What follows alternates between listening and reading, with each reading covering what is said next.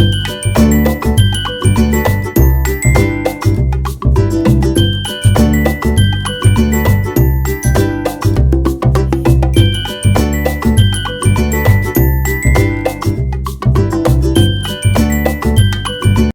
साथियों, नमस्कार प्यारे बच्चों। आज हम नेशनल अचीवमेंट सर्वे एवं ओलंपियाड एग्जाम 2024 के लिए राज्य शिक्षा केंद्र द्वारा जारी समय सारणी के अनुसार कक्षा 3 के लिए 9वें सप्ताह में विषय हिंदी, पर्यावरण और गणित के इम्पोर्टेंट क्वेश्चंस को सॉल्व करेंगे।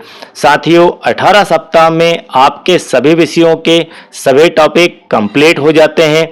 ये 18 सप्ताह के वीडियो यदि आप बच्चों को पूर्ण करवा देते हैं तो नेशनल अचीवमेंट सर्वे और ओलंपियाड परीक्षा का लगभग सिलेबस कंप्लीट हो जाएगा। और शिक्षक साथियों से निवेदन है कि यदि आपके पास कोई शाला में स्मार्ट टीवी उपलब्ध हो या टैबलेट उपलब्ध हो तो उसके माध्यम से बच्चों को इन वीडियोस को दिखाएं और बच्चों के व्हाट्सएप ग्रुप पर भी उन्हें शेयर करें ताकि वे बेहतर तैयारी इस वीडियो के माध्यम से कर सके। चलिए स्टार्ट करते हैं 9वें सप्ताह का कंटेंट। 9वें सप्ताह के हिंदी में पद्यांश क्रमांक 407 और 438 को सम्मिलित किया गया है। सबसे पहले दिए गए पद्यांश को, दिए गए पोस्टर को बड़े ही ध्यान से आपको देखना है, समझना है कि इसमें क्या क्या सूचनाएं आपको दी गई है। फिर उन सूचनाओं के आधार पर आप क्वेश्चनों के आंसर देंगे। तो यहाँ पर एक विज्ञापन दिया गया है। विज्ञापन है धमाका चाय का। मजा लीजिए ऐसी चाय के गुणों का जिसमें 6 मसाले और जड़ी बूटियां हैं। 6 मसाले कौन कौन से हैं? ये 6 मसालों की सूची यहाँ पर दी गई है। लौंग, अदरक, तुलसी, मुलेठी, दालचीनी और इलायची। और मैं आपको यह कह सकता हूं कि यह जो आपका पोस्टर है यह मोस्ट आईएमपी है और हो सकता है कि 2024 के एग्जाम में यह आपसे पूछा भी जाए। तो ये धमाका चाय के अंदर मिलने वाला कंटेंट है। उसके बाद यहाँ पर भी कुछ लिखा हुआ है। 1 किलो चाय पत्ती के साथ 100 ग्राम मुफ्त। यदि आप 1 किलोग्राम चाय पत्ती लेते हैं तो उसके साथ 100 ग्राम चाय पत्ती फ्री मिलेगी। 180 वर्षों की लाजवाब खुशबू एवं स्वाद के साथ, यह भी लिखा हुआ है। हर एक घूंट देगी स्फूर्ति और ताजगी। यह भी निर्देश यहाँ पर दिए गए हैं। आपके बेहतर स्वास्थ्य के लिए धमाका चाय, इस प्रकार से इसके अंदर इंफॉर्मेशन दी गई है। अब इसके आधार पर हम क्वेश्चनों के आंसर देखते हैं। क्वेश्चन नंबर 1 है, धमाका चाय में कौन सी जड़ी बूटियां मिली है? क्या लौंग हल्दी मिली है? क्या अदरक नीम मिला है? या तुलसी अश्वगंधा है? या फिर मुलेठी दाल चीनी? तो देखते हैं इसके अंदर यहाँ पर मुलेठी भी दी गई है और दाल चीनी भी दी गई है, इसलिए आपका यहाँ पर ऑप्शन डी सही हो जाएगा। अब प्रश्न नंबर 2। प्रश्न नंबर 2 है, लाजवाब शब्द में उपसर्ग है। उपसर्ग क्या होता है? कोई भी शब्द है 3 अक्षर का, 4 अक्षर का, उसमें जो पहला शब्द होता है या पहले वाले शब्द होते हैं वे उपसर्ग होते हैं और बाद वाले शब्द जो बाद में आते हैं उन्हें प्रत्यय कहते हैं। तो लाजवाब में आपका ला सबसे पहला आ रहा है, उसके बाद जवाब एक पूर्ण शब्द है। तो ला और प्लस जवाब, तो पहले क्या आ रहा है? पहले आ रहा है ला। तो इस कारण से इस लाजवाब शब्द का उपसर्ग हो जाएगा सिर्फ ला। ऑप्शन बी यहां पर सही हो जाएगा। अब प्रश्न नंबर 3। प्रश्न नंबर 3 है, चाय के पौधे का कौन सा हिस्सा चाय बनाने में उपयोग किया जाता है? चाय की जो आप पत्ती, जिसे आप चाय की पत्ती के नाम से जानते हैं, इसका एक पौधा होता है जिसे चाय का पौधा कहते हैं। तो चाय के पौधे का कौन सा हिस्सा चाय बनाने में उपयोग किया जाता है? जड़, तना, पत्ती या फल? तो चाय के साथ जुड़ा हुआ है पत्ती, इसलिए आपका ऑप्शन सी यहाँ पर सही हो जाएगा। अब प्रश्न नंबर 4, खुशबू शब्द का विलोम शब्द क्या है? विलोम से अर्थ होता है कि उल्टा शब्द। खुशबू का उल्टा शब्द क्या होगा? सुगंध, तो खुशबू जैसा ही है। गंध नहीं, महक नहीं, बदबू आ जाएगा यहाँ पर। ठीक है, एक चीज में से खुशबू आती है और एक चीज में से बदबू आती है, और बदबू हमें अच्छी नहीं लगती है, खुशबू हमें अच्छी लगती है। अब इसके बाद प्रश्न नंबर 5 इसी पोस्टर पर आधारित है। 2 किलो चाय पत्ती खरीदने पर आप मुफ्त पा सकेंगे। यदि आप 2 किलो चाय की पत्ती खरीदते हैं तो आपको कितनी पत्ती मुफ्त मिलेगी? तो यहाँ पर ऑफर दिया गया था कि 1 किलो चाय की पत्ती के साथ 100 ग्राम चाय की पत्ती मुफ्त दी जाती है। तो कितना? 1 किलोग्राम के साथ में प्लस में क्या है? 100 ग्राम। तो इस हिसाब से 2 किलोग्राम के साथ में कितना प्लस हो जाएगा? 200 ग्राम। तो यहाँ पर 200 ग्राम चाय की पत्ती फ्री मिलेगी। तो ऑप्शन आपका बी वाला राइट हो जाएगा। अब इसके बाद हम चलते हैं सूचना क्रमांक 438 पर। गद्यांश क्रमांक 438 भी आपका सूचना आधारित है, पोस्टर आधारित है। तो पोस्टर देखकर प्रश्नों के उत्तर में सही विकल्प पर गोला लगाइए। अब यहाँ पर विश्व पर्यावरण दिवस के बारे में यह पोस्टर है। यहाँ पर एक संकल्प भी दिया गया है। संकल्प क्या है? प्रकृति संरक्षण के इस महापर्व पर हम संकल्प ले कि हम न केवल प्रकृति की रक्षा करेंगे बल्कि प्रकृति से जितना हम लोग लेंगे उसका दुगना प्रकृति को हम वापस भी करेंगे। ऐसे प्रयासों से ही प्रकृति समर्थ और दुनिया सुंदर और जीने योग्य बनेगी या रहेगी। और यहाँ पर एक हाथ दिया गया है, हाथ के अंदर कुछ मिट्टी है और उसमें पेड़ भी लगा हुआ आपको दिखाई दे रहा है। अब इस पोस्टर के आधार पर, इस सूचना के आधार पर, इस गद्यांश के आधार पर, इस अनुच्छेद के आधार पर आपको प्रश्नों के उत्तर देखना है। तो यहाँ पर प्रश्न नंबर 1 है, पर्यावरण संरक्षण किससे जुड़ा हुआ है? पर्यावरण संरक्षण का जो मुद्दा है किससे जुड़ा हुआ है? जीव जंतुओं से, वनस्पति से, मनुष्य से या फिर प्रकृति से? तो पर्यावरण संरक्षण जो है प्रकृति से जुड़ा हुआ होता है। पर्यावरण शब्द का अर्थ ही है कि पेड़ पौधे, हमारे आसपास का जो वातावरण है वही पर्यावरण है। अब प्रश्न नंबर 2 इसी पोस्टर पर आधारित है। प्रकृति से जितना हम लेंगे उसका दुगना हम वापस भी करेंगे, क्योंकि प्रकृति हमसे दुगना करके वापस मांगती है। क्या ऐसा प्रकृति हमसे मांगती है क्या? तो बिल्कुल ऐसा वो नहीं करती है। दुगना वापस देने पर प्राकृतिक संतुलन बनेगा या बनता है? तो यह सही है। और भी पढ़ते हैं, इससे बेहतर विकल्प हो सकता है, इससे प्रकृति समर्थ और दुनिया जीने योग्य बनेगी। तो यह भी सही है। इससे प्रकृति हमारा उपकार मानेगी, तो उपकार तो प्रकृति नहीं मानेगी। तो यहाँ पर ये दोनों सही है। दुगना वापस देने पर प्राकृतिक संतुलन बनता है और इससे प्रकृति समर्थ और दुनिया जीने योग्य बनेगी। तो इस पोस्टर में क्या लिखा है हम उसके आधार पर ही इसका उत्तर देंगे। यहाँ पर लिखा हुआ है कि प्रकृति से जितना हम लोग लेंगे उसका दुगना वापस हम भी करेंगे। ऐसे प्रयासों से ही प्रकृति समर्थ और दुनिया सुंदर जीने योग्य बनेगी, ऐसा इसके अंदर लिखा हुआ है।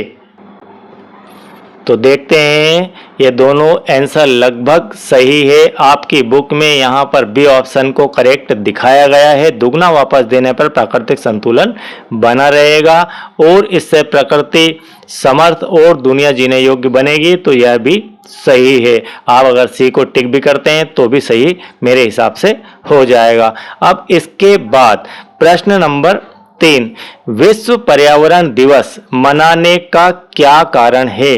विश्व पर्यावरण दिवस मनाने का क्या कारण है आपको यहाँ पर बताना है। ऑप्शन दिए गए हैं, प्रकृति के प्रति असंवेदनशीलता, तो यह तो बिल्कुल नहीं है। प्रकृति संरक्षण के प्रति जागरूकता, सकता, यह आपका हो सकता है। और भी देखते हैं, प्रकृति को नष्ट करना, यह तो बिल्कुल नहीं होना चाहिए। प्रकृति से लेने का भाव जागृत करना, यह भी नहीं होना चाहिए। जितना हम लेते हैं उससे ज़्यादा हमें देने की आदत होना चाहिए। अब इसके बाद प्रश्न क्रमांक 4, पोस्टर में दिया गया चित्र किस बात का प्रतीक है? प्रकृति मिटाने का, प्रकृति बचाने का, प्रकृति से लेने का, प्रकृति को देने का। तो प्रकृति बचाने का यहाँ पर संकल्प लेने का यह पोस्टर दिया गया है। अब इसके बाद प्रश्न क्रमांक 5, विश्व पर्यावरण दिवस मनाते हैं। विश्व पर्यावरण दिवस मनाते हैं केवल राज्य में, केवल जिले में, केवल देश में, या फिर पूरे विश्व में? यहाँ पर लिखा हुआ है शब्द विश्व, तो पूरे विश्व में मनाया जा रहा है, तो इसलिए डी ऑप्शन आपका राइट हो जाएगा। पूरे विश्व में मनाया जाने वाला दिवस है विश्व पर्यावरण दिवस। चलिए इसके बाद हम चलते हैं सब्जेक्ट में, पर्यावरण में ही। पर्यावरण में प्रश्न नंबर 24 को सम्मिलित किया गया है। निम्नलिखित में से कौन सा वाहन ईंधन से नहीं चलता है? ईंधन से नहीं चलने वाला वाहन आपको निकालना है इन 4 ऑप्शनों में से। बस आपकी डीजल से चलती है, कार में भी पेट्रोल लगता है, मतलब ईंधन लगता है, मोटरसाइकिल के अंदर भी पेट्रोल लगता है। अब ऑप्शन डी बचता है बैलगाड़ी, इसमें किसी ईंधन की आवश्यकता नहीं होती है। अब इसके बाद प्रश्न नंबर 31। प्रश्न नंबर 31 है, एक पत्र में उस जगह की मुहर होती है। यदि आपने कभी कोई पत्र संदेश भेजा हो किसी जगह, तो उस पत्र के अंदर किस जगह की मुहर होती है, यहाँ पर यह पूछा जा रहा है। जहाँ से वह भेजा जाता है, जहाँ उसे वितरित किया जाता है, या फिर ए और बी दोनों जहाँ इसे लिखते हैं। तो ए और बी दोनों, कोई भी पत्र है जहां से वह भेजा जाएगा वहां की मोहर भी लगेगी, और जहां उसे वितरण किया जाएगा, बांटा जाएगा, वहां की मोहर भी लगेगी। तो ऑप्शन आपका सी यहां पर राइट हो जाता है। इसके बाद प्रश्न क्रमांक 115। प्रश्न क्रमांक 115 है, दी गई टीम की स्थिति का सही स्कोर है। यहाँ पर ऊपर आपको एक पोस्टर दिया गया है जिसके अंदर जानकारी दी गई है, इससे संबंधित वह क्वेश्चन है। मैच भारत ऑस्ट्रेलिया का है, लास्ट पार्ट में हम इसके बाकी क्वेश्चन कर चुके हैं। एक क्वेश्चन शेष था, उसे भी मैंने करवा दिया था वहाँ पर, लेकिन यहाँ पर भी वह आ चुका है। तो भारत का यहाँ पर स्कोर 105 रन, 3 विकेट, 12 ओवर और 23 पर रोहित और राहुल यहाँ पर 6 पर क्रिकेट मैच खेल रहे हैं। तो यहाँ पर स्कोर की बात की जा रही है, तो स्कोर 105 रन, 3 विकेट और 12 ओवर दिए गए हैं, जो कि बी ऑप्शन में दिया गया है। इसके बाद प्रश्न क्रमांक 118, ये रहा आपका प्रश्न क्रमांक 118। नीचे दिए गए चित्रों को ध्यान से देखिए, इन चारों चित्रों को आपको ध्यान से देखना है और बताइए किस कार्य वाले चित्र में मिलजुल कर कार्य करने की आवश्यकता होगी। इन चारों में से कौन सा ऐसा कार्य है जो लोग अकेले नहीं कर सकते, उस कार्य को मिलजुल कर करना पड़ेगा। तो यहाँ पर एक मोची का कार्य किया जा रहा है, तो एक ही व्यक्ति कर पाता है। यहाँ पर कुम्हार अपना घड़ा बना रहा है, जो कि एक सिंगल व्यक्ति इस काम को कर लेता है। यहाँ पर एक बिल्डिंग बनाई जा रही है, और आपने देखा होगा जब भी मकान बनाए जाते हैं तो उसमें कई प्रकार के कारीगरों की, लोगों की आवश्यकता होती है। तो यहाँ आपका ऑप्शन सी राइट हो जाएगा। और यहाँ पर सिलाई बुनाई का कुछ कार्य चल रहा है, तो यह भी एक सिंगल हैंड वर्क है।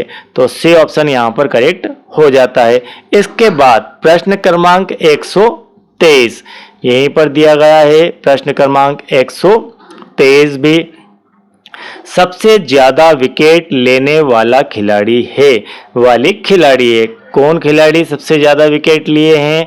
तो आपको इस क्वेश्चन का आंसर यहां से देखकर देना है। यहाँ पर एक ग्राफ बनाकर दिखाया गया है, विकेटों की संख्या है 10, 20, 30, 40। राधिका कोल ने 30 लिए, गरिमा वाटकर जो है इसने यहाँ पर 10 विकेट लिए, दीपिका ने यहाँ पर 40 विकेट लिए, सबसे ऊंची बिल्डिंग दीपिका की है। अर्चना ने यहाँ पर 20 विकेट लिए। तो सही आंसर इसका हो जाएगा दीपिका। दीपिका ने सबसे ज्यादा विकेट लिए हैं, तो जो कि दिया गया है डी ऑप्शन के अंदर। अब इसके बाद प्रश्न क्रमांक 130। प्रश्न क्रमांक 130 है, मोती की साइकिल में कितने पहिए थे? 2, 4, 3 या 5? ये आपके ऑप्शन दिए गए हैं क्वेश्चन नंबर 130 के। चलिए देखते हैं कि कितने पहिए हैं। यहाँ पर जो चित्र दिए गए हैं, इन चित्रों से भी आप इसका पता लगा सकते हो। और यहाँ पर आपको एक स्टोरी दी गई है मोती की साइकिल, इससे भी थोड़ी जानकारी आपको मिल सकती है। तो हमें बड़ी ही आसानी से चित्रों के माध्यम से ही यह जानकारी मिल रही है। इस साइकिल में यहाँ पर आपके एक पहिया है और आगे की तरफ यहाँ पर 2 पहिए हैं। तो इस प्रकार से इसके अंदर पहियों की संख्या हो गई 3। तो मोती ने जो साइकिल बनाई उसमें 3 पहिए थे। तो ऑप्शन सी आपका यहाँ पर राइट हो जाएगा। अब इसके बाद प्रश्न नंबर 131 जो कि यहीं पर दिया गया है। 131 है, एक चुन्नू नाम के चूजे के सुंदर पंख थे, वे उसे खाली स्थान में मदद करते थे। तो उसके जो पंख थे सुंदर से, वे उसको किस कार्य में मदद करते थे? तो इसका उत्तर आपको इसके अंदर से मिलेगा। चुन्नू नाम का एक चूजा था, उसके सुंदर पंख थे जिससे वह उड़ सकता था। ठीक है, जिसके कारण वह क्या करता था? उड़ सकता था। तो पंख काय में मदद करते थे? उसके उड़ने में मदद करते थे। अब क्वेश्चन नंबर 132 ये यहीं पर दिया गया है। चुन्नू को छोटी सी लकड़ी की नाव मिली जिस पर बैठकर चुन्नू पानी में तैर गया। और किस चीज की नाव पर बैठकर चुन्नू तैर सकता था? आपको यहाँ पर ऑप्शन दिए गए हैं, कागज, रबर, थर्माकोल या फिर लोहे की। तो आपको यहाँ पर इसे पढ़ना होगा। आज चुन्नू को पानी में तैरने का मन था। अब चुन्नू को एक लकड़ी की छोटी सी नाव दिखी। चुन्नू ने उसे धीरे धीरे अपनी चोंच से पकड़कर पानी में डाला, फिर उस पर बैठकर वह मजे से खूब तैरा। तो चलिए इसका देखते हैं हम, कागज की, थर्माकोल की, रबर की या फिर लोहे की। इसमें नहीं दिया गया है आपके अनुच्छेद में, कहानी में, लेकिन यहाँ पर हम तर्कपूर्ण आंसर दे सकते हैं कि कागज की नाव में नहीं, वह रबर की नाव में बैठकर तैर सकता है। पूछा है और किस चीज की नाव पर बैठकर चुन्नू तैर सकता है जिस प्रकार से वह लकड़ी की नाव पर बैठकर तैरा था। तो रबर की नाव पर बैठकर भी वह तैर सकता है। अब इसके बाद प्रश्न क्रमांक 133 भी, लकड़ी की नाव पर तो चुन्नू तैर गया, किंतु अगर नाव कागज की होती तो वह नहीं तैर पाता, क्योंकि अगर मान लो लकड़ी की जगह नाव कागज की होती तो चुन्नू नहीं तैर पाता। ऐसा क्यों पूछा रहा है आपसे, पूछा जा रहा है आपसे। चुन्नू के वजन से नाव डूब जाएगी। क्या यह संभव है कि चुन्नू के वजन से नाव डूब जाएगी? तो जी हाँ, चुन्नू के वजन से वह जो कागज की नाव है वह डूब जाएगी। कागज गीला हो जाता, कागज की नाव नहीं डूबती, चुन्नू नाव में नहीं बैठ पाता है। तो यहाँ पर सही बात तो ये है कि जैसे ही चुन्नू बैठेगा कागज की जो नाव है वह डूब जाएगी, क्योंकि वह मजबूत नहीं होती है। इसके बाद प्रश्न क्रमांक 134 भी यहीं पर दिया गया है। लकड़ी की नाव को चुन्नू ने कहाँ तैराया? लकड़ी की जो नाव थी उसको चुन्नू ने कहाँ पर तैराया? तेल में, पानी में, दूध में या फिर मैदान में? तो चुन्नू ने लकड़ी की जो नाव थी उसे पानी के अंदर तैराया। तो इस प्रकार से आपका यहाँ पर पर्यावरण का पार्ट समाप्त होता है। अब चलते हैं हम गणित के 10 प्रश्नों पर। प्रश्न नंबर 82 को 9वें सप्ताह के लिए सम्मिलित किया गया है। क्वेश्चन है, महेश के पास 286 कंचे हैं। जो महेश है उसके पास कंचों की संख्या कितनी है? कंचों की संख्या है 286। राकेश के पास 289। जो राकेश है उसके पास कंचों की संख्या कितनी है? 289। और उमेश के पास 298। तो जो उमेश है उसके पास कंचों की संख्या है 298। पूछा जा रहा है तो तीनों के पास कुल मिलाकर कितने कंचे हैं? तो यहाँ पर आपको क्या करना है? आपको करना है इन सभी संख्याओं का योग, जोड़ करना है। तो हम कर देते हैं यहाँ पर इनका योग, प्लस करते हैं इन्हें। चलिए मैं यहाँ पर अगेन लिख देता हूँ, 286, 289 और 298। इन तीनों को किया हमने प्लस। तो जब हम प्लस करेंगे, चलिए देखते हैं क्या आंसर आता है। 9 और 6 15 और 8 23 की 3, कैरी आपका 2, हासिल आपका 2। 8 दूना 16 और 2 18 और 2 20 और 7 आपके यहाँ पर 27 हो गए। 6 और 2 हो गए 8, 873। तो ऑप्शन ए आपका यहाँ पर सही हो जाएगा कि तीनों के पास मिलाकर टोटल कंचे देखें तो 873 आ जाएंगे। अब इसके बाद आपका क्वेश्चन नंबर 94। प्रश्न नंबर 94 है, 94 है। एक मेज पर 42 मोमबत्तियां रखी हुई है। ठीक है, हम इसे समझते हैं कि मान लीजिए यह कोई इस प्रकार से मेज है। इस मेज पर 1 2 ऐसे करके 42 मोमबत्तियां रखी हुई है। कितनी है? 42 मोमबत्तियां। उन्हें 3 बक्सों में बराबर रखने पर हर बक्स में मोमबत्तियों की संख्या कितनी होगी? तो इन्हें इस प्रकार के 3 बॉक्स है, इन 3 बॉक्स के अंदर इन मोमबत्तियों को रखना है। कितनी मोमबत्तियों को? 42। तो वो पूछ रहा है कि इनके अंदर कितनी कितनी मोमबत्तियां रखी होंगी कि 42 मोमबत्तियां इनमें रखा जाए। तो हम इस प्रकार के प्रश्नों को सॉल्व करने के लिए 42 में हम देंगे 3 का भाग। तो 3 का भाग दिया तो 14 बार 14 तिया 42 होता है। यहाँ पर शेष 0 आ गया। कुल मिलाकर इसमें आप 14 मोमबत्ती रख दें, इसमें 14 रख दें, इसमें 14 रख दें। यदि इन सब का आप योग करेंगे तो 42 भी आ जाएगा। अब इसके बाद प्रश्न नंबर 99। प्रश्न नंबर 99 है, यदि एक मकड़ी के 8 पैर है। एक मकड़ी है, मान लीजिए इस प्रकार की कोई मकड़ी है। मुझे चित्र बनाना नहीं आता लेकिन फिर भी मैं इस प्रकार से बना देता हूं कि ये जो मकड़ी है इसके 4 5 6 7 8, ये आपकी एक मकड़ी है। और इस मकड़ी के कितने पैर हो गए? 8 पैर हैं। कुल मिलाकर एक मकड़ी के 8 पैर हैं। तो 3 मकड़ी के पैरों की संख्या क्या होगी? तो ऐसे एक मकड़ी के 8 पैर हैं तो 3 मकड़ियों के पैर यदि गिने तो क्या होंगे? एक मकड़ी के 8, फिर एक के 8, फिर एक के 8, कुल मिलाकर हो जाएंगे 24 पैर। लेकिन यहाँ पर ऑप्शन आपको इस प्रकार के दिए गए हैं, 3 गुणित 8, 8 गुणित 3, 3 धन 8 या फिर 11। तो आपको यहाँ पर सही सिलेक्ट करना है, 3 गुणित 8 या 8 गुणित 3। इन दोनों का उत्तर 24 ही आएगा, लेकिन दोनों का मतलब अलग अलग है। यहाँ पर आपको 3 मकड़ियों के पैरों की संख्या देखना है। ठीक है, क्या देखना है? 3 मकड़ियों के पैरों की संख्या। इसका अर्थ है कि 3 गुणित 8 करेंगे तो ऑप्शन ए आपका यहाँ पर राइट हो जाएगा। अब इसके बाद प्रश्न नंबर 109। प्रश्न नंबर 109 एक आईएमपी क्वेश्चन है और बहुत ही तर्कपूर्ण प्रश्न है।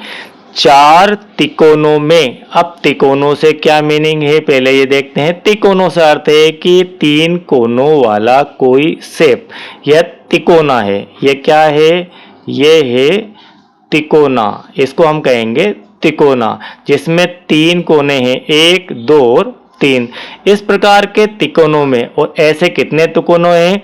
4 तिकोने हैं। ऐसे कितने तिकोने हैं? 1 2, ये आपका 1, ये 2 और ये हो गए 3 और ये हो गए 4। तो ये 4 तिकोने हो गए। इन 4 तिकोनों में कुल मिलाकर कितने कोने हैं ये आपको बताना है। हम यहाँ पर कोने गिने 1 2 3, 1 2 3, फिर 1 2 3, 1 2 3। इन सबको आप ऐड कर लीजिए तो 3 इसके, 3 इसके, 3 इसके, 3 इसके, कुल मिलाकर 3 गुणित 4, कुल मिलाकर हो गए 12 कोने। तो यह आपका ऑप्शन डी यहाँ पर राइट हो जाएगा। या फिर इन्हें आप इस प्रकार से गिन सकते हैं 1 2 3 4 5 6 7 8 9 10 11 12, इस प्रकार से भी देख सकते हैं। तो कई वेरिएशन में इसको आप सोच सकते हैं, समझ सकते हैं, लेकिन उत्तर हर बार आपका 12 ही आएगा। अब इसके बाद प्रश्न नंबर 114। 114 है, संख्या 2007 को अंकों में लिखते हैं। संख्या 2007 कहाँ पर लिखी हुई है? ये आपके लिखिए 20,007, ये लिखिए 207, ये लिखिए 2007 और ये लिखिए 2700। तो यहाँ पर ऑप्शन सी आपका राइट हो जाएगा। 114 के बाद प्रश्न क्रमांक 119। बहुत ही बढ़िया क्वेश्चन है 119 वाला। एक बंदर 10-10 अंकों की छलांग लगाता है। वह छलांग लगाता है तो ये समझ लीजिए कि 10 फीट जंप करता है या फिर 10 अंकों को एक साथ जंप कर जाता है। वह 50 अंक के निशान पर बैठा है। यहाँ पर मान लीजिए वह कौन से अंक पर बैठा है? 50 नंबर के अंक पर वह बैठा हुआ है। बंदर को 80 अंक तक, 50 अंक से कहाँ तक पहुँचना है? 80 अंक तक पहुँचना है। पहुँचने के लिए कितनी छलांग लगानी होगी? तो 50 के बाद क्या आता है? 60 आता है, फिर क्या आता है? 70 और फिर आता है 80। उसे छलांग लगाने में क्या होता है? 10-10 अंकों की छलांग लगाता है। तो 50 से एक छलांग लगाई तो 60 पर, फिर एक छलांग लगाई तो 70 पर, फिर एक छलांग लगाई तो 80 पर पहुंच जाएगा। तो एक एक एक कुल मिलाकर कितनी छलांगे हो गई? उसने 3 बार जंप किया तो 50 से सीधा कहां पहुंच गया? 80 पर पहुंच गया।